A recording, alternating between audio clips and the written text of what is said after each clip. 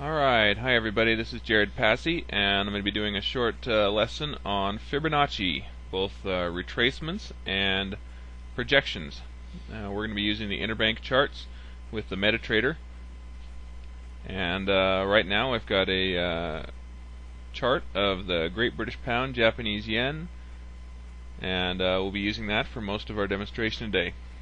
Alright, so first of all, let's get into our Fibonacci settings.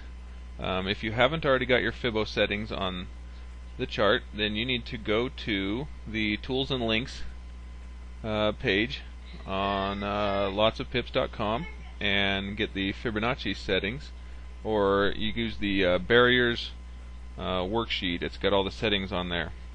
But where we get that in here is we first draw a Fibonacci. So we take and place a Fibonacci on our chart. We go in and we right click on it to get the properties.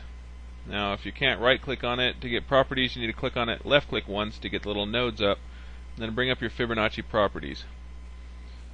Okay, and that pops up this window right here, and we've got these four tabs: common, which is basically what you call this Fibonacci, and what color the angled line is, and what style it is.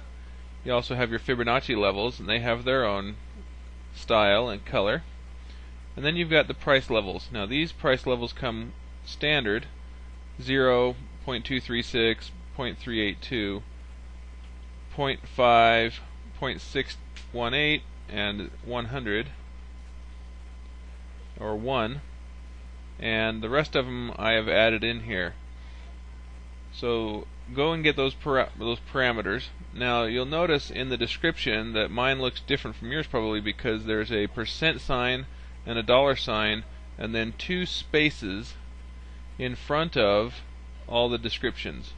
A percent, a dollar, and two spaces. And what that does is that goes in and sets the price of that Fibo line right on the line itself. Okay, that's a pretty handy tool. You can thank me for it later. I found it online, I didn't invent it. But sets the price 231.78 of each of these lines, so you have a better idea of where things are. So let's go ahead and delete this Fibonacci. Right click, delete, and let's do some retracements. Okay, the major retracements levels are 38, 50, and 62%. And so what we're going to do is we're going to come up here and grab Fibonacci retracements. And we're going to go ahead and we're going to drag from the top of a move down to the bottom of a move. So we point our mouse to the top, drag it to the bottom, and we're paying attention to these levels here: 38, 50, 62, and possibly 23 and 76. So what happens is on this move is this thing dropped down, and then it dropped down several pips. If we looked at how many pips, we could see that it went approximately 745 pips down.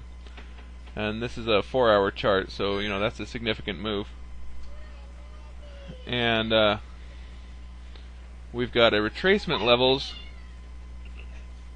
of, here's our 23%, here's our 38%, and here's our 50, 62%, and 76%.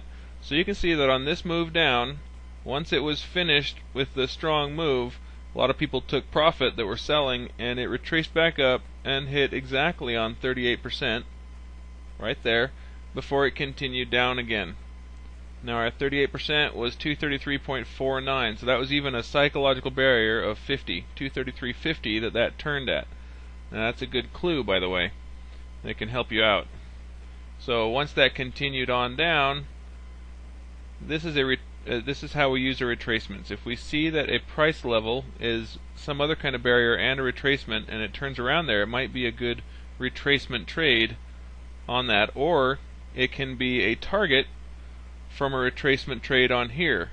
Let's say you come down and get in going long here because of this barrier or this turnaround, and you're riding it up